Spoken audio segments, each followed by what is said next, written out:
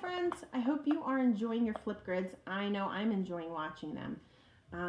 It's kind of nice to switch things up and do like a little fun activity here and there. So tomorrow you won't have any email for schoolwork from us. However, don't forget that I will be reading Restart tomorrow at some point in between my professional development, and I'll send that email. But if there's anything that you didn't get to and you want to complete, you're more than welcome to do it if you want, but you don't have to. So look out for the email for the Restart tomorrow.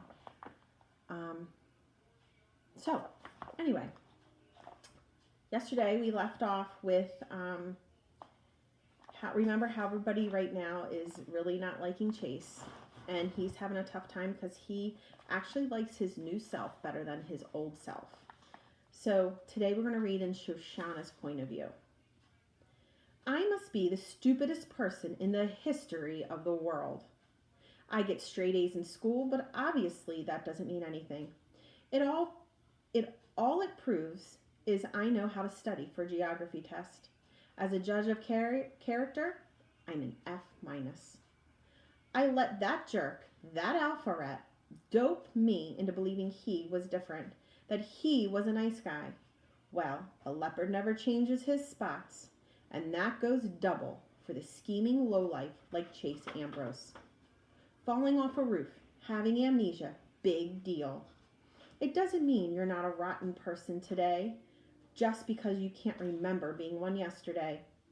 I can't even face my poor brother, and not because his eye looks like it sustained a direct hit from a cannonball. It's all my fault.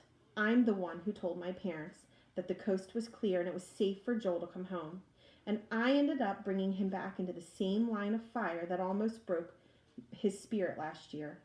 I could kick myself, except for the fact that my toes are pointing in the wrong direction. I can't get anything right. It isn't just that Chase has gone back to his bullying ways. It's that first he convinced everybody that he was a new person. And when he went for it, we went for it, hook, line, and sinker. Not just me, but the video club, teachers, Dr. Fitzwallace, the whole school. That must have been his plan all along, to lull us into false sense of security before pouncing one more time. What a plan it was to ruin Brendan's video, wreck the music room, attack Joel, and blame the whole thing on an imaginary fire. Chase was behind it from the very beginning. From a strategy standpoint, you almost have to admire it.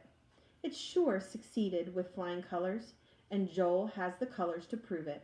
Black and blue mostly. I wish I could take my video project and flush it down the toilet. I'd rather lose all that time than throw away the best work I've ever done than to have anything linking my name to Chase Ambrose.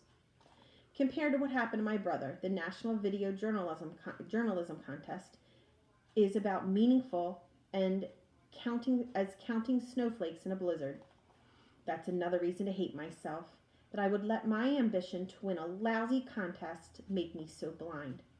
I never should have allowed myself to be pushed into partnering up with Chase, no matter what Brendan and Miss DeLeo said.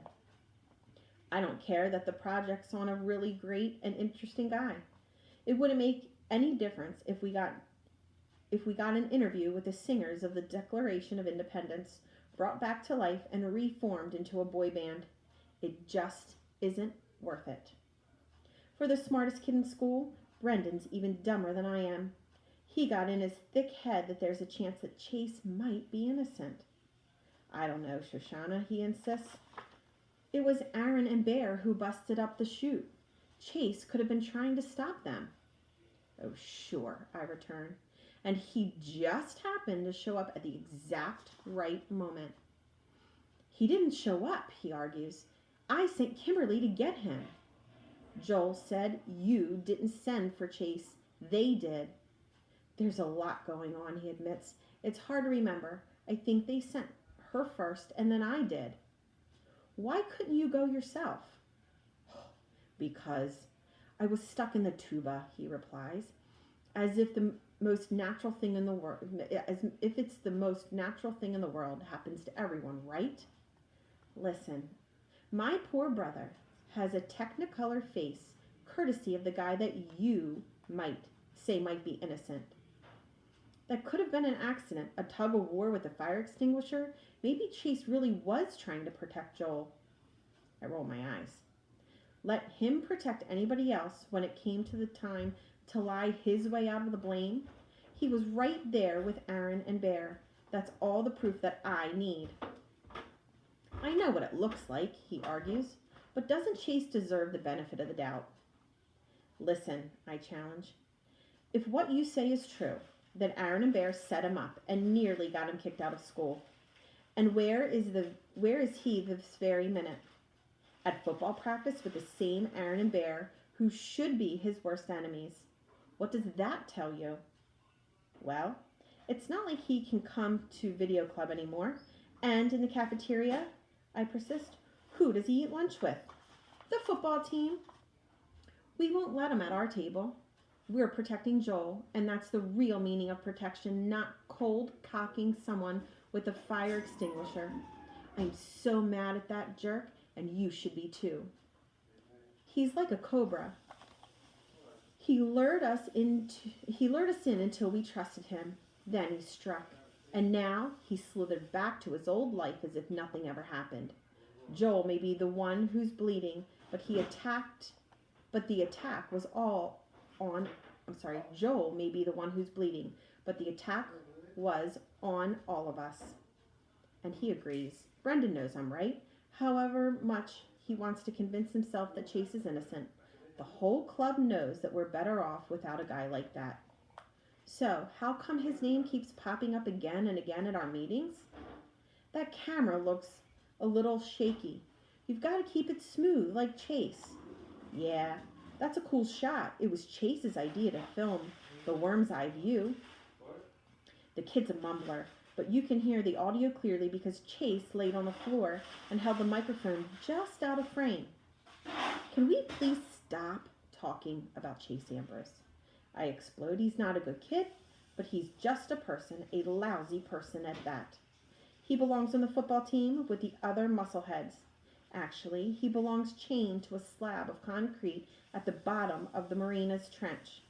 But I'll take the football team if it gets him away from us. Joel has been silent through all of this, but now he speaks up. Am I the only one who's noticed that the video club has gotten kind of lousy? What are you saying, I demand. He shrugs. We all watched Warrior. It's fantastic. Nobody's doing that kind of work anymore. I'm furious. You think that's because we don't have him? My brother looks at me with his one good eye. Just because I hate Chase Ambrose doesn't mean I fall to pieces every time someone mentions his name. Go ahead, talk about him. I can handle it. It isn't last year. No matter what, I'm not going to be chased out of town again. We slap him on the back and pound his shoulder. A few of us even cheer. It almost reminds me of the football team, although I'd never admit it. Mrs. DeLeo gives him a big hug. Maybe I can stop beating myself up for getting Mom and Dad to bring him home from Melton. The very worst happened, and he's okay. I look at my little brother, 14 minutes younger than me. He's growing up.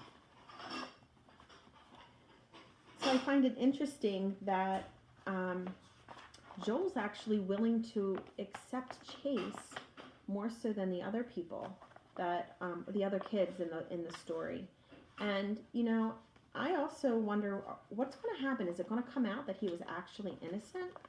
And once they find that out, how are they going to react to that?